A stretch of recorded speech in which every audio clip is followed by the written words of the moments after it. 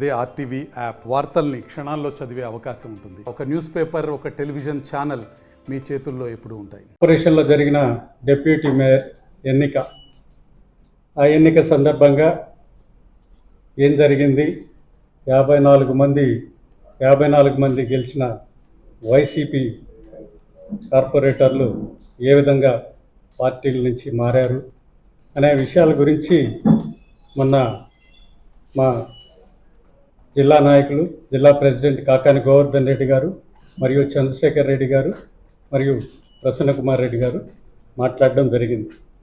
దాని మీద నిన్న డిప్యూటీ మేయర్ రూప్ కుమార్ యాదవ్ ప్రెస్ మీట్లో వారిని విమర్శించడం జరిగింది.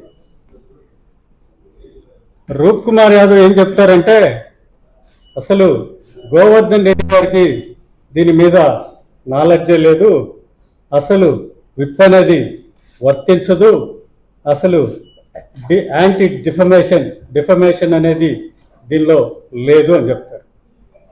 ఆయన చెప్తారు, కేరళ హైకోర్టు ఏదో తీర్పిచ్చిందని చెప్పి కాకాని గారు చెప్తా ఉన్నారు, కేరళ వేరు ఆంధ్ర వేరు అని చెప్తారు. రాజ్యాంగం రూప్ కుమార్ యాదవ్ గారికి తెలుసో తెలీదో, భారతదేశంలో రాజ్యాంగం ప్రతి రాష్ట్రానికి వర్తిస్తుంది. ఆ రాజ్యాంగంలో పొందుపరిచిన యాంటీ డిఫెక్షన్ బిల్ అనేది ప్రతి రాష్ట్రానికి వర్తిస్తుంది. 2003లో 10వ షెడ్యూల్కి 91వ సవరణ జరిగింది.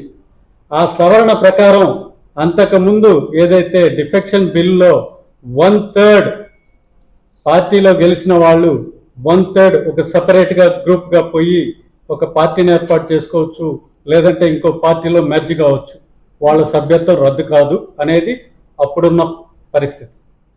91వ సవరణలో 100% గెలిచిన వాళ్ళంతా వేరేగా పోయినా కూడా ఆ పార్టీని వదిలి వాళ్ళ మీద యాంటీ డిఫెక్షన్ అనేది వర్తిస్తుంది, వాళ్ళ సభ్యత్వాలు రద్దు అవుతాయి. అది 10వ అధికరణంలో 91వ సవరణ. అది దాని ప్రకారం వీళ్ళు పార్టీ సింబల్ మీద ఎవరైతే గెలిచారో వాళ్ళంతా వాళ్ళ సభ్యత్వం రద్దు అయ్యేదానికి అవకాశం ఉంది. ఆయన చెప్తారు, ఆయన చెప్పింది ఏంటంటే, అది పంచాయతీరాజ్ చట్టం, పంచాయతీరాజ్ సంబంధించిన గజెట్లో నోటిఫికేషన్ ఇచ్చింది, దాని గురించి చెప్తారు ఆయన. ఇది మేము చెప్పింది రాజ్యాంగంలో ఉండే అధికరణం గురించి, రాజ్యాంగంలో ఉండే చట్టం గురించి. మీరు చెప్తా ఉన్నారు మా సభ్యత్వాలు రద్దు కావు, మాకేం భయం లేదు, మీరేం చేసుకుంటే చేసుకోండి అని. సభ్యత్వాలు రద్దు కావు అనుకున్నప్పుడు అర్ధరాత్రి జేసీ గారి దగ్గరకు పోయి మేము ఆ పార్టీకి రాజీనామా చేస్తున్నాం అని చెప్పి మీ కార్పొరేటర్లందరి చేత రాజీనామాలు చేయించాల్సిన అవసరమే వచ్చింది. ఇది అబద్ధమా? అదే మీరు చెప్పిందే నిజమై ఈ సభ్యత్వాలు రద్దు కావు అనుకుంటే మీరు పార్టీ సింబల్ ఇచ్చి పార్టీ సింబల్ మీద ఎందుకు మీ డిప్యూటీ మేయర్ని గెలిపించుకోలేకపోయారు? మేము ధైర్యంగా మా పార్టీ బీఫామ్ ఇచ్చాం, మీ పార్టీ బీఫామ్ ఇచ్చారా? ఎందుకు మీరు బీఫామ్ కూడా ఇచ్చి మీ అభ్యర్థి తెలుగుదేశం అభ్యర్థి అని చెప్పుకోలేని పరిస్థితిలో అభ్యర్థిని గెలిపించుకున్నారు? ఈరోజు మీరు గెలిచిన అభ్యర్థి ఇండిపెండెంట్ అభ్యర్థి, తెలుగుదేశం పార్టీ అభ్యర్థి కాదు. మీరు ఎందుకంటే మీ పక్కన వచ్చిన కార్పొరేటర్లని సముదాయించేదానికి, వాళ్ళ భయాల్ని తొలగించేదానికి, వాళ్ళని మభ్య పెట్టేదానికి మీరు ప్రెస్ మీట్ పెట్టి ఈ విధంగా చెప్పారనేది మాకు అర్థమవుతా ఉంది. కాబట్టి మీరు ఇంకోటి కూడా చేయొచ్చు.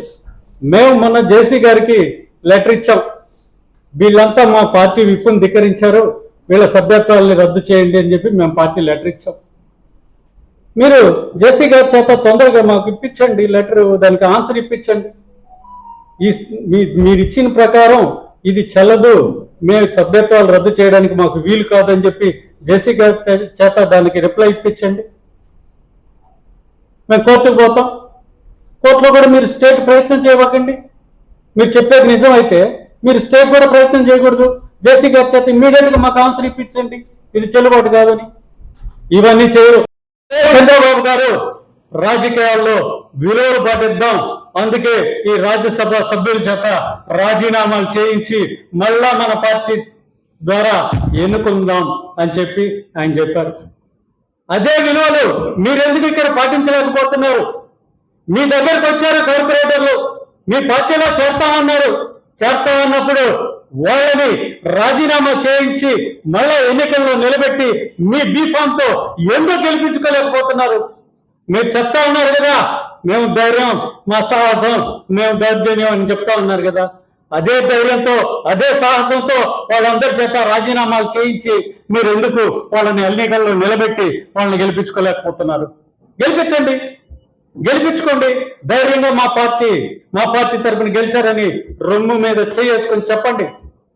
మేము చెప్తున్నాం ఈరోజు మీరందరూ 54 మందికి 54 మంది వైఎస్ఆర్సీపీ పార్టీ తరఫున ఆ పార్టీ సింబల్ మీద గెలిచిన వాళ్ళే. విలువలని పాటిస్తే మీరు చెప్తా ఉన్నారు మాకు అభివృద్ధి జరగదని పోయినామని. ఏం ప్రతిపక్షంలో అభివృద్ధి చేసుకునేంత, అభివృద్ధి చేసుకోలేనంత చేతకాని వాళ్ళ మీ దగ్గరకు వచ్చిన కార్పొరేటర్లు?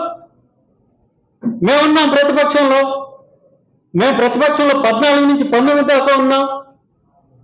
మా డివిజన్లో అభివృద్ధి చేసుకున్నాం, పోరాడాం, కావాల్సిన పనులు చేయించుకున్నాం. ఏం పోరాడలేరా? అభివృద్ధి చేయించుకోలేరా? అంటే మీరు చేతగాని వాళ్ళ, చేతగాక అధికార పార్టీలో ఉంటేనే మన పనులు జరుగుతాయని పోయినారా? కాదు, మీ స్వార్థం కోసం మీరు పోయినారు. నేను ముందుగానే ఎన్నికలకు ముందే పోయానండు. ఎన్నికల ముందుకు పోతే నువ్వు వైఎస్ఆర్సీపీ నుంచి పోయినట్టు కాదా? నీ సభ్యత్వానికి రాజీనామా చేసావా? నీ కార్పొరేటర్ పదవికి, డిప్యూటీ మేయర్ పదవికి రాజీనామా చేసావా? మళ్ళా గెలిచావా? గెలిచిపోయినావా? లేదు. నేను ముందే పోతే సరే, అది కరెక్టా? ఇంకా మొన్న కౌన్సిల్లో మేము రూల్స్ మాట్లాడుతుంటే ఆ రూల్స్ కూడా మేము చెప్పినే కాదు, మేము ముందుగా పోయి జేసీ గారితో మాట్లాడాం. ఆ జేసీ గారితో మాట్లాడిన విషయమే నేను జేసీ గారితో చెప్తా ఉంటే నా మీద దౌర్జన్యం చేయడానికి వచ్చాడు. అయ్యా రూప్ కుమార్ యాదవ్, చెప్తున్నా, నీ దౌర్జన్యాలకో, నీ అరుపులకో భయపడి పారిపోయే వాళ్ళు ఎవరు లేరు ఇక్కడ. అలా పారిపోయే పని అయితే ఎప్పుడో వచ్చి నేను మీకు సరెండర్ అయిపోయి ఉండాల. అలా పారిపోయే రకం కాదు నేను. కాలేజీ నుంచి రాజకీయాలు చేస్తున్నా. కాలేజీలో కూడా మా అపోజిషన్ పార్టీ నా మీద దాడి చేసి చచ్చిపోయడంతో వదిలేసి వెళ్ళారు. అయినా లేచి బతికొచ్చి మళ్ళా అదే పార్టీలో ఎస్ఎఫ్ఐకే పనిచేశా. మీ అరుపులకి, మీ బెదిరింపులకి బెదిరిపోయేవాడిని కాదు. కాబట్టి గుర్తుపెట్టుకోండి, ఒకవేళ మీకు వాయిస్ పెద్దది ఉండొచ్చు, మీరు అరిచినంత మాత్రాన అవతల వాళ్ళంతా భయపడతారని అనుకోబాకండి. ఇక్కడ నిలబడిన వైసీపీ ప్రతి కార్యకర్త, ప్రతి నాయకుడు సరైన నాయకులు, సరైన కార్యకర్తలు, నిజంగా వైసీపీ మీద అభిమానం, వైసీపీ మీద ప్రేమ, జగన్మోహన్ రెడ్డి అంటే గౌరవం, జగన్మోహన్ రెడ్డి అంటే అభిమానం, ప్రేమ ఉండే నాయకులే నిలబడి ఉన్నారు. మీ అదిరింపులకి, బెదిరింపులకి ఎవరు భయపడరు.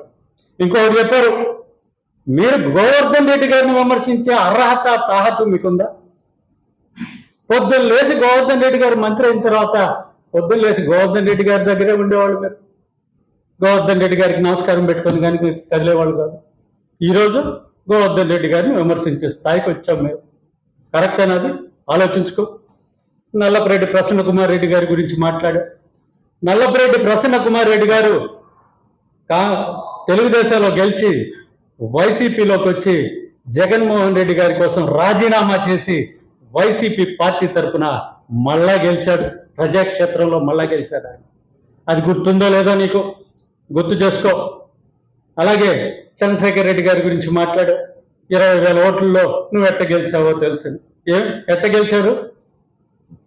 గెలిచారు? ఎన్నికల్లోనే గెలిచారు. ఆ 20,000 ఓట్లతోనే గెలిచారు. ఈవీఎంలు మేనేజ్ చేసి గెలవాలా? చంద్రశేఖర్ రెడ్డి గారు ఈవీఎంలు మేనేజ్ చేసి గెలవాలా? ఎన్నికల్లో పోటీ చేసి ఎన్నికల్లో ఎదిరించి గెలిచాడు. మంచి మెజార్టీతోనే గెలిచాడు. ఈరోజు మంచిగా వైఎస్ఆర్ కాంగ్రెస్ పార్టీలో ఒక నాయకుడిగా ఎదిగాడు. ఈరోజు పార్టీ కోసం తన వంతు కృషి తను చేస్తా ఉన్నాడు. కాబట్టి మీకు చెప్తా ఉన్నా, ఈరోజు ఇంకొకటి చెప్తాం, మేము అందరినీ ఆపేశాం, మేము ఎవరిని తీసుకోదలుచుకోలేదు, మేము తీసుకుంటే జీరో అయిపోయిండేది. ఎవరు వస్తానన్నారో మీకు చెప్పండి. మీ పార్టీలోకి ఇక్కడ మిగిలిన వాళ్ళలో ఎవరు వస్తానన్నారో చెప్పండి. మీకు ఏ దేవుడి మీద నమ్మకం ఉందో చెప్పండి. ఆ దేవుడి మీద ప్రమాణం చేసి మా వాళ్ళంతా చెప్తారు. ఎవరైనా మిమ్మల్ని వచ్చి మేము మీ పార్టీకి వస్తాం అని చెప్పిన వాళ్ళు ఎవరైనా ఉంటే చెప్పండి, నిరూపించండి. అదే మీరు ఈరోజు చెప్పండి, ఈ యాంటీ డిఫెక్షన్ లా అనేది